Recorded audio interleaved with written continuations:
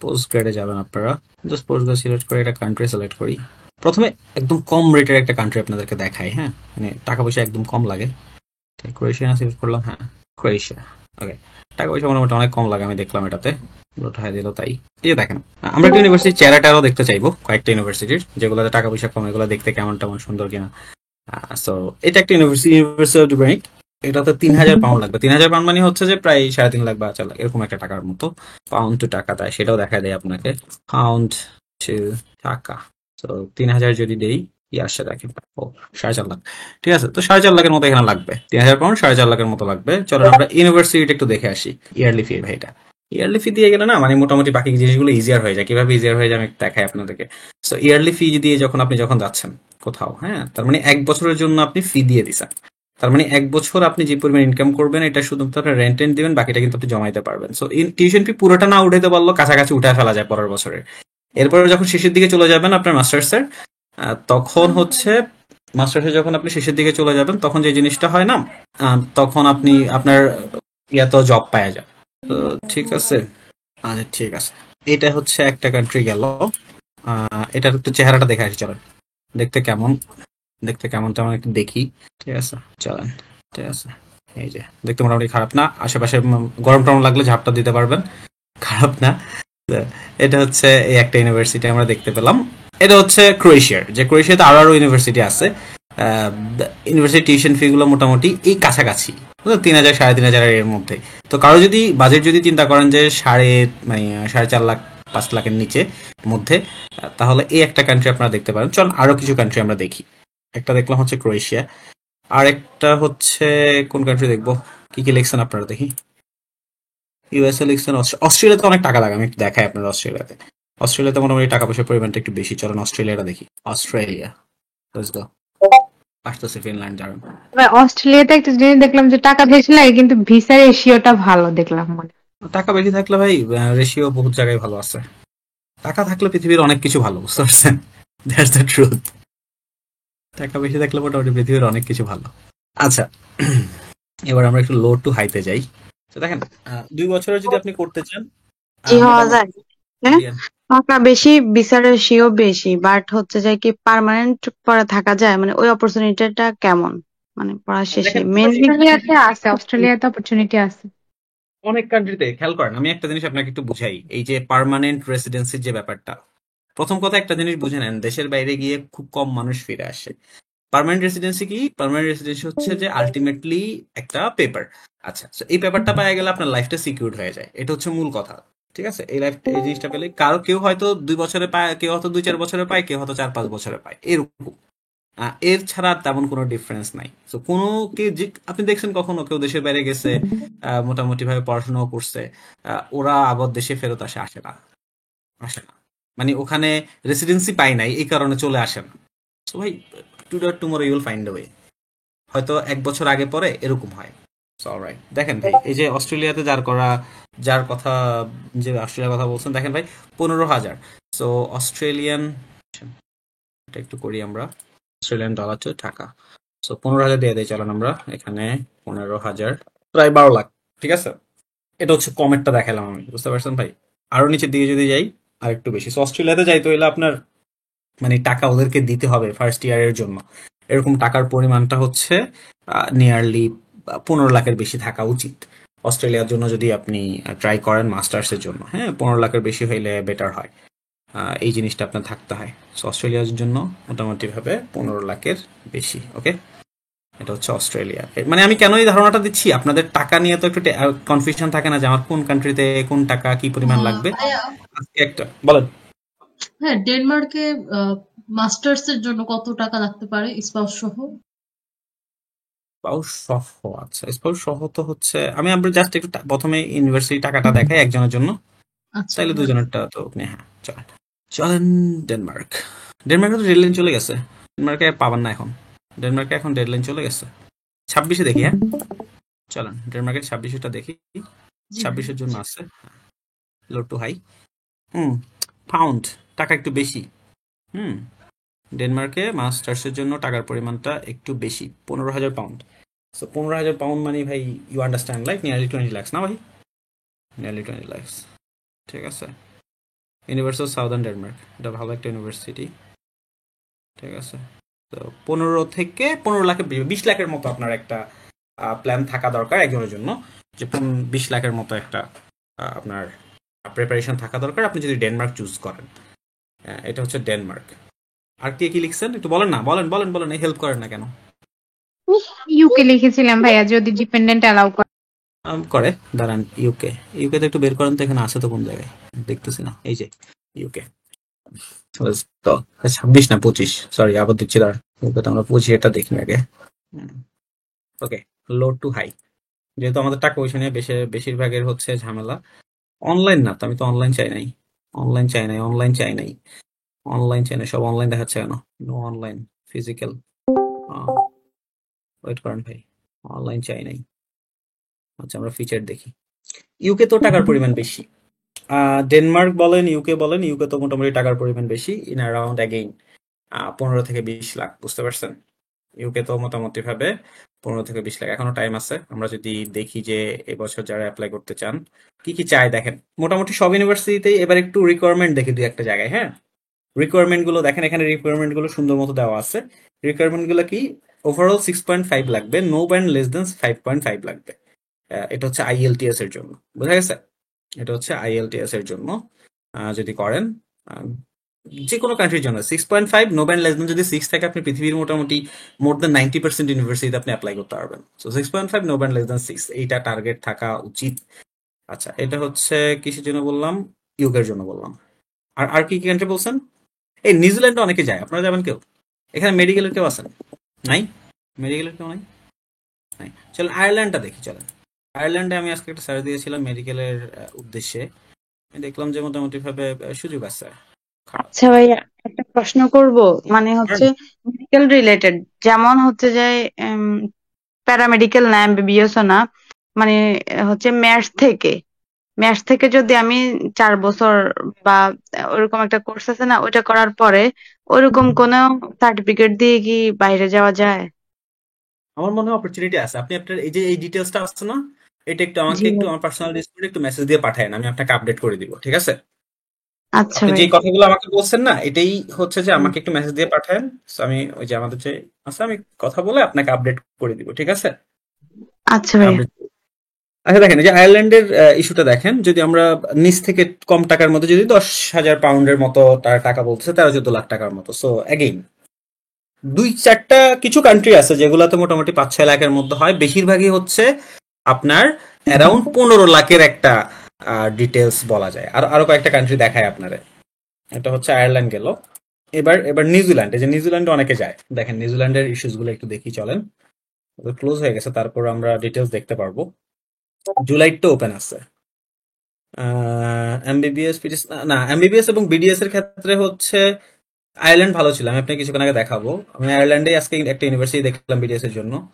BDS এর জন্য সেটা হচ্ছে পাউন্ড মনে হয়, মানে এরকম 12, আমি দেখাচ্ছি, দাঁড়ান এটা শেষ করে দেখাচ্ছি, মনে করেন আবার। এই যে দেখেন, এটা হচ্ছে কোন কান্ট্রি দেখাচ্ছি? নিউজিল্যান্ড। দেখেন ভাই, নিউজিল্যান্ডের এই যে টাকার পরিমাণটা একটু বেশি না? মনে জিজ্ঞেস করছে আয়ারল্যান্ডে প্র্যাকটিস করতে পারবে কিনা এমবিবিএস রা। না, প্র্যাকটিস, প্র্যাকটিস করতে হলে তো আপনার ওখানে আপনাকে আগে ওই যে কি কি টেস্ট ফেস্ট আছে এগুলো দিতে হবে, যা টেস্ট দিতে হবে ভাই। ডাক্তারদের জন্য এটা ঝামেলা, ডাক্তারদের জন্য অনেক ঝামেলা। আপনার এডুকেশনটা কি? ডাক্তার আপনি? তাহলে কি লাভ হইল? ইয়ে পড়তে পারেন আপনি চাইলে, ওখানে পাবলিক হেলথ পড়তে পারেন, তারপরে ওই সেক্টরে আপনি হচ্ছে জব শুরু করতে পারেন। ডাক্তার না, উনি তো কি? বিসিএস ক্যাডার সম্ভবত। বিডিএস বলছে তো, বিডিএস মানে তো ডেন্টিস্ট। না, ওইটা হয়তো বা অন্য কারোর জন্য জিজ্ঞেস করছে, এরকম হইতে ও পারে। আচ্ছা, ও আচ্ছা আচ্ছা আচ্ছা, ওকে, হাজবেন্ডের জন্য। হ্যাঁ, এমবিএস বা বিডিএস হইলে ওই যে পাবলিক হেলথে যাইতে পারে প্রথমে। হ্যাঁ, পাবলিক হেলথে যাওয়ার পরে এরপরে ওখানে জব শুরু করে, শুরু করার পর তারপর আস্তে আস্তে তারা অপরচুনিটি করে, তারপরে হচ্ছে যে টেক্স টাইম। ডাক্তারদের জন্য তো এগুলো একটু ইস্যুস। ঠিক আছে, চলেন এরপরে হচ্ছে কোথায় আছি আমরা? নিউজিল্যান্ড। দেখেন নিউজিল্যান্ডে একটু টাকার পরিমাণ বেশি, খেয়াল করছেন ভাই? নিউজিল্যান্ডের টাকার পরিমাণটা একটু বেশি। আমি একদম ছোট থেকে কম থেকে দিলাম, তাও কিন্তু টাকার পরিমাণটা বেশি। 27,000, 27,000 ইউএসডি, মানে মোটামুটি ভালো টাকা ভাই, 30 লাখ, অনেক ভালো টাকা। তো নিউজিল্যান্ডে যদি টাকা পয়সা খুব ভালো থাকে তাহলে নিউজিল্যান্ড যাইতে পারেন, ঠিক আছে, এটা হচ্ছে নিউজিল্যান্ড। এই দুবাই টুবাই কেউ পড়তে যাবেন, যে ঘুরবেন, টাকা পয়সা আছে, দুবাইতে পড়বো আর ঘোরাঘুরি করবো, এরকম কেউ আছেন? চলেন এটা দেখি, নেদারল্যান্ড দেখি, আসেন। নেদারল্যান্ড একটা ভালো কান্ট্রি মোটামুটি বলা যায়। সো একই জিনিস দেখেন, একটু খেয়াল করেন, নেদারল্যান্ডও মোটামুটি একই জিনিস। একটা কান্ট্রি আছে আমার পছন্দ এবং টাকা কম লাগে, বেলজিয়াম। আসেন দেখাই, এটা মনে হয় আমি যদি ভুল না করি, বেলজিয়াম বেলজিয়াম বেলজিয়াম। চলেন বেলজিয়ামটা একটু সার্চ করে দেখাই। এটা আমি দেখলাম যে এটাতে টাকার পরিমাণ ভালোই কম। এটা শেষ হয়ে গেছে, বাট ওপেন তো হবে। দেখছেন? আরেকটা কান্ট্রি কি বললাম? ক্রোয়েশিয়া একটা বললাম, এটা লিখে রাখেন, হ্যাঁ। একটা হচ্ছে ক্রোয়েশিয়া আর একটা হচ্ছে বেলজিয়াম। এগুলাতে টাকার পরিমাণ মোটামুটি কম লাগে, আমি নিজেও লিখে রাখি। দাঁড়ান, একটা হচ্ছে বেলজিয়াম আর একটা হচ্ছে ক্রোয়েশিয়া, যাদের টাকা পয়সা নিয়ে ঝামেলা আছে। ফ্রান্স কেমন দেখাচ্ছি, দাঁড়ান। So, একটা হচ্ছে, আমি একটু লিখি ভাই, আমাকে সময় দেন। ক্রোয়েশিয়া আর একটা হচ্ছে বেলজিয়াম। বেলজিয়াম, এই দুইটা কান্ট্রির টাকার পরিমাণ কম। আর এটা কি বললেন? বলেন না, বলেন না, আমি দেখে আবার ভুলে গেছি। বেলজিয়াম, কথা বলেন। France, okay, France. চলেন ফ্রান্স, ফ্রান্স, ফ্রান্স, চলেন চলেন ফ্রান্স দেখি। Let's go. Low to high, not high to low. এই যে এটা এটা মোটামুটি পাউন্ড হচ্ছে 8,000 পাউন্ড, তার মানে 10-12 লাখ টাকা। So, এটা হচ্ছে 10 রেঞ্জের, যাদের বাজেট যে 15 পর্যন্ত আমি যাইতে পারবো না, আমার রেঞ্জটা হচ্ছে মোটামুটি 10-এর মধ্যে। এগুলো হচ্ছে তাদের জন্য, ঠিক আছে। ফ্রান্সটা, যাদের বাজেট হচ্ছে 10-এর মধ্যে, ফ্রান্স, যাদের বাজেট 10-এর মধ্যে। চলেন আমরা একটু ডিটেলস চাই, বলেন। ভাই এটা কি পার পার্সন নাকি স্পা সহ? না না ভাই, per person, per person, per person. দেখেন, এখানে একটা সুবিধা আছে, ফ্রান্সে একটা সুবিধা আছে, কোনো টেস্ট মেস কিছু দেওয়া লাগবে না। আমার এই যে প্রত্যেকদিন আমার ঝামেলা টামেলা শুনেন আপনারা, এগুলো শোনা লাগবে না, ঠিক আছে। আয়াল ছাড়া যাও যেতে পারবেন।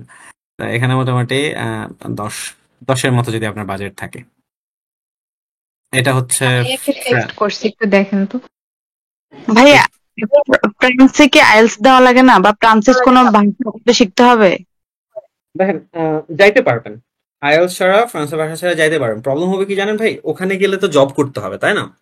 তখন রাইট। যদি আপনার প্রফিসিয়েন্সি থাকে, তাইলে অবশ্যই আপনি বেটার চিন্তা করেন। কোন একটা জব আপনি করতে গেলেন, ধরেন রেস্টুরেন্টে একটা জব করতে গেলেন, ফুড সার্ভ করার জন্য, ভেরি সিম্পল জব, অনেকেই করে, হ্যাঁ। তো ওখানে ধরেন 2 জন অ্যাপ্লাই করছে, একজনের আইএলটিএস আছে, আপনার আইএলটিএস নাই, you know that we'll gonna get the preference, don't you? Right বুঝতে ভাই। পারছি ভাই। আমি এমন অনেকের কাছে শুনছি যে মানে অনেক দেশ আছে যেগুলোতে আইএলটিএস লাগে না, বাট ওই দেশে যাওয়ার পর কিন্তু লাগে। তো আমার আলটিমেটলি ওইখানে যাই কষ্ট করার থেকে আগে থেকে আমার প্রিপেয়ার হয়ে যাওয়া ভালো না? Correct, very good. আরেকটা কান্ট্রি ভাই আছে, জয় অস্ট্রেলিয়া। ভাই, টাকা ছাড়া কোথাও যাওয়া যায় না। আমরা তো বাংলাদেশি মানুষ, আমরা তো গরিব, আমাদের টাকা পয়সা নেই। যা যা, রাইট, বুদ্ধিমন্ত, সেটাই। বুদ্ধিমন্ত, চলে আসেন সবাই। ওকে, চলেন অস্ট্রিয়া দেখি, আসেন। অস্ট্রিয়া আমার খুব ফেভারিট একটা, মানে ওখানে কোনো শান্তির দেশগুলো আমার পছন্দ। আহ, কখনো কোনো নিউজে দেখবেন না যে অস্ট্রিয়াতে কোনো ঝামেলা হইতেছে, কোনো ধরনের জিনিসপত্র খুবই কম। এখানের বাজেটটা থাকতে হবে সেম জিনিস, 15 লাখের আশেপাশে থাকতে হবে বাজেটটা, ঠিক আছে। So, আপনি এগুলো লিখে রাখতেছেন, আমি যে বলতেছি যে কোন দেশে কোন রেঞ্জের বাজেট থাকতে হবে, এটা করে আপনার সুবিধা হবে তো মেক দ্য ডিসিশন। এগুলো তো আপনার একদম ক্লিয়ার আইডিয়া নাই আপনাদের, এই কারণে। ভাইয়া, আমি একটা প্রশ্ন করছি, একটু দেখেন তো। কোথায় করছেন? এমন কান্ট্রি কোনটা যারা স্কলারশিপের জন্য লেনিয়েন্ট, অ্যান্ড আবার ভিসা রেশিও ভালো, আর পর্বে থাকার জন্য ভালো সুযোগ। দেখেন, স্কলারশিপ পৃথিবীর সবচেয়ে বেশি হচ্ছে ইউএসএ তে, সবচেয়ে বেশি, ঠিক আছে। ভিসা রেশিও ইউএসএ তে ঝামেলা হচ্ছে কি, ভিসা রেশিও হচ্ছে আপনার ভালো খারাপের থেকে সবচেয়ে বড় ব্যাপার টাইম লাগে। ইউএসএ, কানাডা, জার্মানি, এই 3টা কান্ট্রির প্রধান সমস্যাই হইল টাইম, হিউজ টাইম লাগে। আমি এখানে যে যদি আপনাদের এখানে পড়ছিল, এখন টিচার হয়েছে এখানে জান্নাত, ও প্রথমে ইউএসএ ট্রাই করছে, এরপরে জার্মানিতে ট্রাই করছে। একদম প্রথমে হচ্ছে এরকম 2টা টাইম লাগে, এরকম 2টা কান্ট্রিতে করে টোরে, অথচ রেজাল্ট কত ভালো, 7.5 পাইছে এটা। অথচ এখনো যাইতে পারে না আর কি, মানে ইউএসএ জার্মানি করে করে। এই কারণে এগুলো একটা প্রবলেম। যেমন আরেকটা স্টুডেন্ট আছে আমাদের, রেহান, ও কানাডাতে 3বার অ্যাপ্লাই করছে, 3বার রিজেকশন খায়, তারপর অস্ট্রেলিয়া গেছে গা। তো এটা হচ্ছে ইস্যু, বুঝছেন ভাই। তো স্কলারশিপের জন্য ইউএসএ থেকে বেস্ট কোনো কান্ট্রি নাই, এটা স্কলারশিপের জন্য কেন, অনেক কিছুর জন্য। কারণ পৃথিবীর চিন্তা করেন, স্কলারশিপ কারা দেয়? একটা হচ্ছে স্কলারশিপ হচ্ছে ইউনিভার্সিটি স্কলারশিপ, চ্যান্সেলর স্কলারশিপ, এগুলো একটা স্কলারশিপ। এগুলোর জন্য আপনার অনেক ভালো রেজাল্ট করা লাগে। আর বেশিরভাগ স্কলারশিপ হচ্ছে প্রাইভেট স্কলারশিপ। তো পৃথিবীর বেশিরভাগ কান্ট্রি বা যে কেউ প্রথম যখন ইনভেস্ট করে দেশের বাইরে তখন সে ইউএসএ তে ইনভেস্ট করার চেষ্টা করে। যেমন আম, আম, মানে চেষ্টা করে, এটা খুব কঠিন কিছু না। এখন ইউএসএ তে একটা কোম্পানি ওপেন করাও খুব কঠিন কিছু না, টাকা থাকলে হয়। Right, like I am trying to. তাহলে হচ্ছে যে আপনার পড়াশোনা করা লাগবে না, আপনি এমনি হচ্ছে ওখানে যাইতে পারবেন, ঘুরতে পারবেন, আবার চলে আসতে পারবেন, এই ধরনের ইস্যুস আছে। আজকে প্রথম আলোতে একটা নিউজ এসছে, আমি নিউজটা পড়ছিলাম এইমাত্র। ফুল ব্রাইট স্কলারশিপ, যেটা খুবই প্রেস্টিজিয়াস স্কলারশিপ ইউএস এর, এটা সহ বেশ কয়েকটা মানে হায়ার এডুকেশন স্কলারশিপ বন্ধ করে দিয়েছে প্রেজেন্ট গভর্নমেন্ট, ইউএস এর প্রেজেন্ট গভর্নমেন্ট। Trump alarming. অনেক ঝামেলা করতেছে। ট্রাম্প অনেক ঝামেলা করতেছে। রিপাবলিক আসার পরে, রিপাবলিক সবসময় কিন্তু এরকম করে, আগের বার আসছে এরকম করছে না, এবারও আসছে আর কি, তারা সেম কাজই করতেছে। এই কারণেই ওরা হচ্ছে দেখবেন যে রিপাবলিকের ঝামেলা এই কারণে, ওই কারণে ওরা দেখবেন যে এক্সটেন্ড করে না, ওরা আসে একবার থাকে চলে যায়, কিন্তু দেখবেন যে ডেমোক্রেট আসলে ওরা পরপর 2 বার থাকে। এই জায়গাটায় ইউএস এর একটা তো ঝামেলা আছে রিপাবলিকানরা আসলে এই সমস্যাগুলো হয়। তবে এই জিনিসটা কখনো হয় না কেউ লিগালি ওখানে গেছে কিন্তু ওদেরকে বের করে দেওয়া হচ্ছে বা চলে আসছে, ইলিগালি যদি ওখানে থাকে তখন তাদেরকে বের করে দেওয়া হয়। বাট যখনই আপনার রিপাবলিকানরা আসে তখন ইউএসএ তে মুভ করাটা একটু হইলেও কঠিন হয়। এটাকে যারা বলবে যে না একটু কঠিন হয়, সুযোগ বন্ধ করে দেয়, তাহলে তো আমাদের মতো দেশগুলা থেকে আসলে ওই দেশে যাওয়াটাই প্রায় ইম্পসিবল হয়ে যাবে। কঠিন হয়। হ্যাঁ, কঠিন হয়। তো কানাডা তো হবে, ট্রুডো যাওয়ার পরে তো যে কানাডা তো আমার আস্তে আস্তে কঠিন ভাইয়ার হচ্ছে। কিন্তু মানে এই যে আমার ভাইয়াও হচ্ছে যে ইউএস এর জন্য অ্যাপ্লাই করছিল আরো 1 বছর আগে। ওনার আইএলটিএস 7 ছিল, তারপরে হচ্ছে যে রেজাল্ট মোটামুটি খারাপ না, মানে 3.25 এর উপরে মনে হয় সিজিপিএ। তো সব মিলে হচ্ছে কিন্তু রিজেক্ট হয়ে গেছে, হয় নাই, মানে ভিসা ইন্টারভিউর পরে রিজেক্ট হয়ে গেছে। তো উনি যে ইউনিভার্সিটিতে অ্যাপ্লাই করছে, উনি প্রথমে ধারণা করছে হয়তো বা ইউনিভার্সিটিতে সেরকম সাউন্ড আসে না তো ভাইয়া, আমার এরকম হয় কেন আমি বুঝি না, থাকে থেকে সাউন্ড আসে আবার সাউন্ড একদম ইয়ে হয়ে যায়। কয়েকবার আমি লাইন কেটে আবার নতুন করে জয়েন্ট হয়েছি। যাবেই হয় না, দেখছেন, শুধু আপনার কাছে একটু চেষ্টা করেন অন্য একটা ফোন। হ্যাঁ বলেন নাবিলা। এটা হয় ভাই, বুঝতে পারছেন? এটা এটা এই যে আমি বললাম না, এই 3টা কান্ট্রি, একটা হচ্ছে ইউএসএ, আর একটা হচ্ছে কানাডা, আর একটা হচ্ছে কি যেন বললাম, জার্মানি। এই 3টা কান্ট্রিতেই এই সমস্যাটা। কাজিনের ওয়াইফ হচ্ছে যে এই সেপ্টেম্বরে আইএলটিএস দিচ্ছে, তারপরে অক্টোবরে মনে হয় ওরা অ্যাপ্লাই করছে। এখন এই ফেব্রুয়ারি না সরি মার্চের 6 তারিখে ওদের ফ্লাইট। চিন্তা করেন, এই যে অনেকের হয়ে যায়। অস্ট্রেলিয়াতে অস্ট্রেলিয়াতে হয়ে গেছে না, তো অস্ট্রেলিয়াতে খুব হ্যাঁ, দ্রুত হয়ে যায়। রেহানের ক্ষেত্রে একদম সেম। দেখলাম। আপনাদের এখানে রেহানকে খুঁজে পাওয়া যায় কিনা?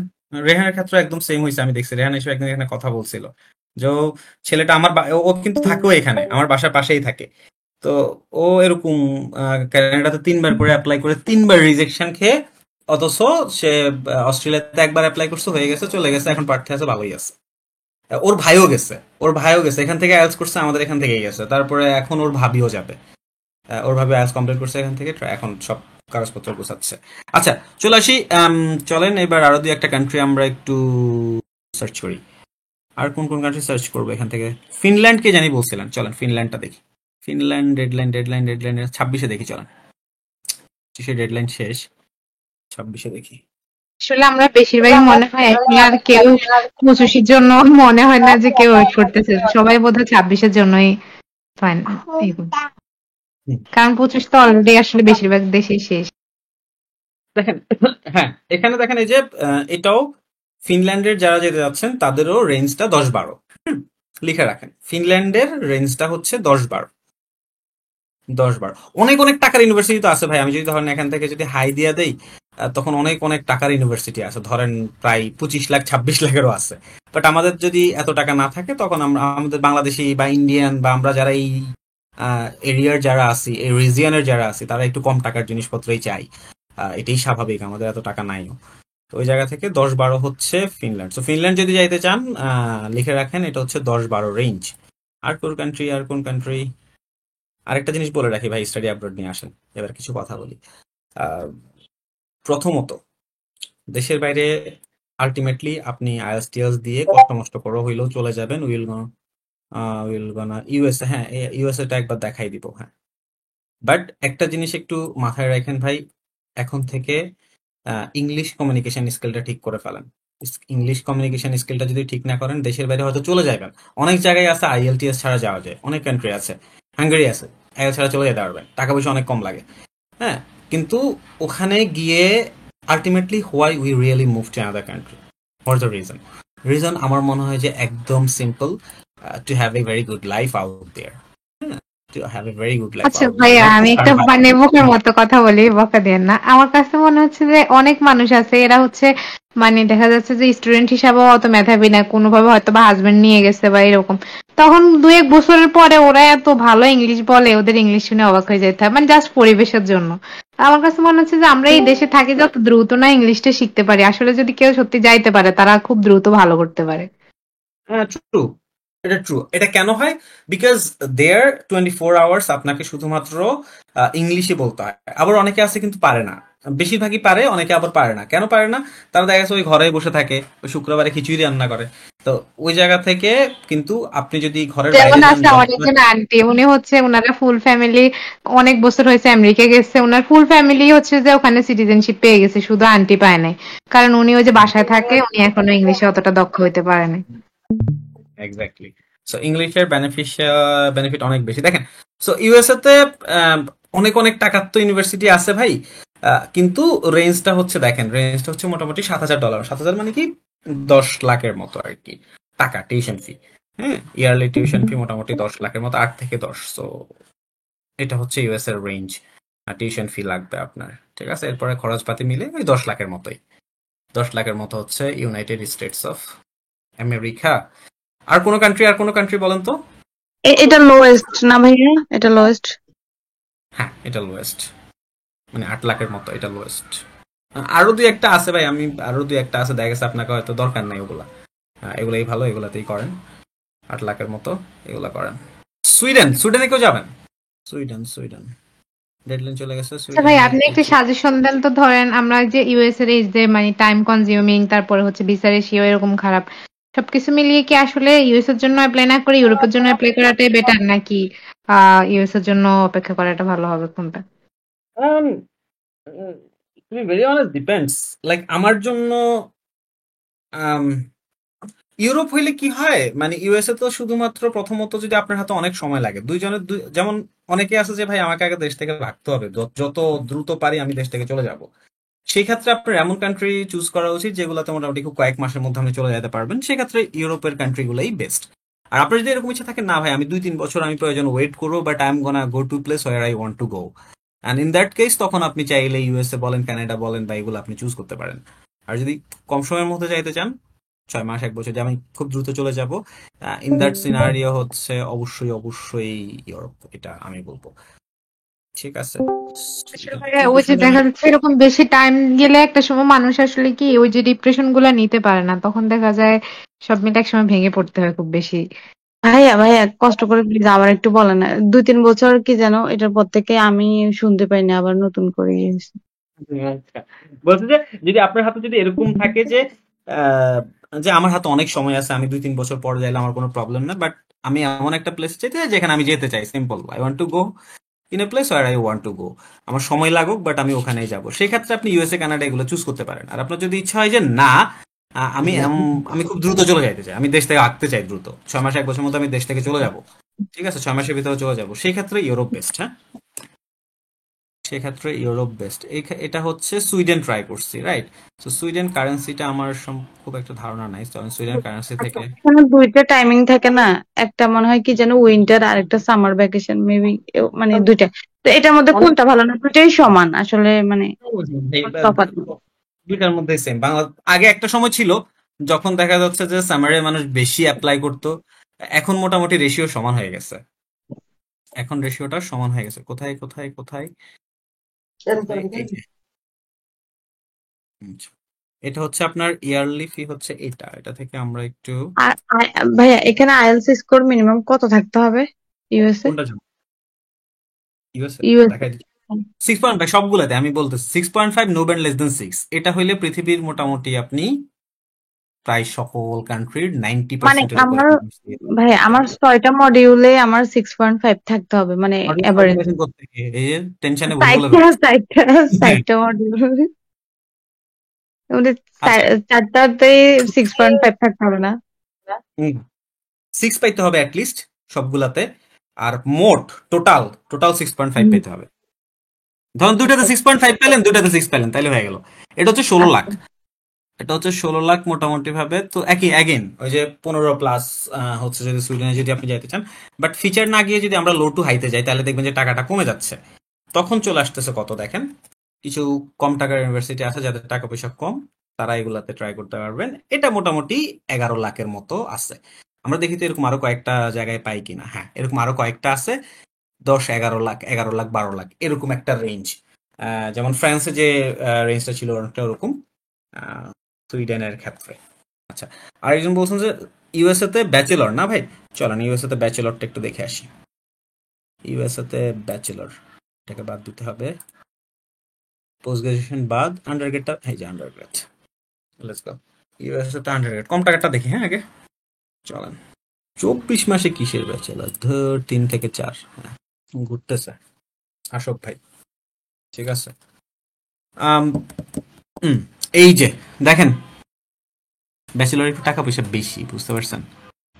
ইয়ারলি ফি এখানে ওই তো 9,000, 9,000 মানে কত, 11-12 লাখ, সেম 11-12 লাখ, হ্যাঁ 11-12 লাখ।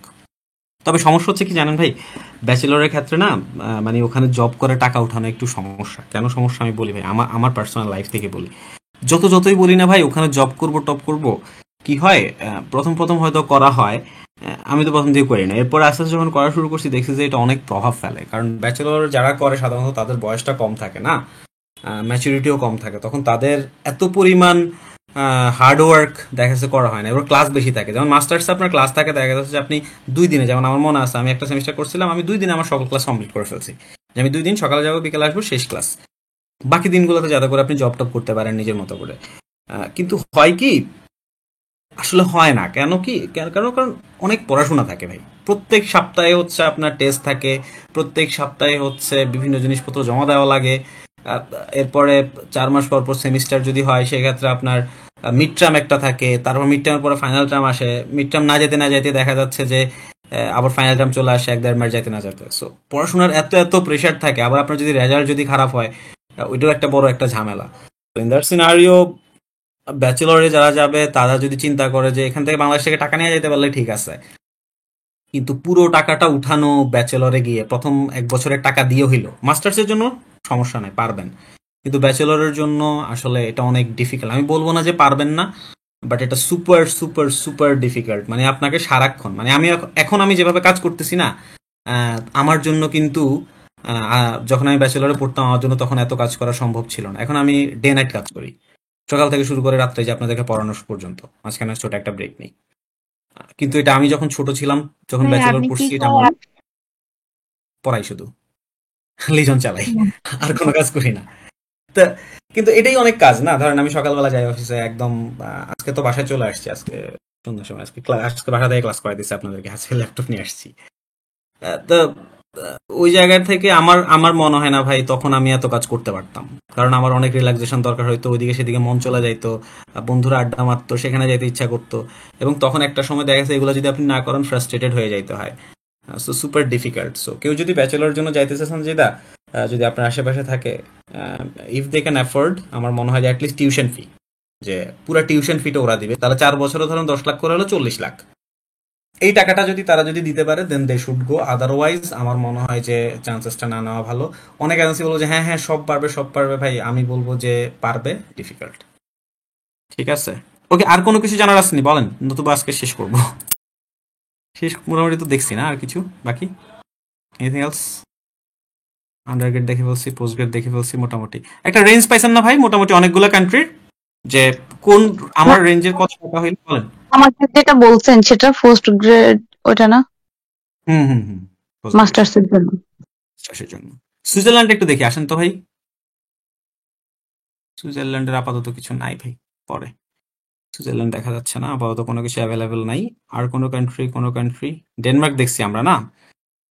ইটালি যাইতে পারেন অনেকেই, কিন্তু ইটালি ভাষাগত একটা সমস্যা আছে। ইতালির সমস্যা হচ্ছে কি, যেমন সুইডেনের কথা বলি, হ্যাঁ, তো সুইডেনের কি হয়, সুইডেনের কিন্তু সুইডিশ ল্যাঙ্গুয়েজ আছে, কিন্তু সুইডেনের মানুষ প্রপার ইংলিশ বলতে পারে, প্রপার ইংলিশ বলতে পারে, কিন্তু ইতালির মানুষ কিন্তু ইংলিশ বলতে পারে না। তো ওখানে যদি যাইতে চান তখন আপনাকে কিন্তু একটা ল্যাঙ্গুয়েজ ব্যারিয়ারের মধ্যে পড়তে হয়, এবং আমি এটা খেয়াল করছি ভাই, ল্যাঙ্গুয়েজ ব্যারিয়ার অনেক বড় একটা ইস্যুস, অনেক বড় একটা ইস্যুস।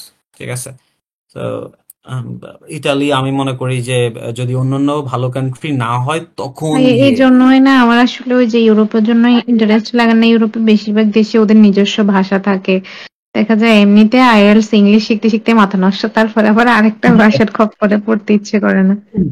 না, ইউরোপের আবার বেশিরভাগ কান্ট্রিতে ওরা ভালো ইংলিশ বলে। যেমন আপনি পোল্যান্ডে যান, ভালো ইংলিশ বলে। আপনি ক্রোয়েশিয়ায় যান, ভালো ইংলিশ বলে। বেলজিয়ামে যান, বেলজিয়ামের মানুষ খুব ভালো ইংলিশ বলে।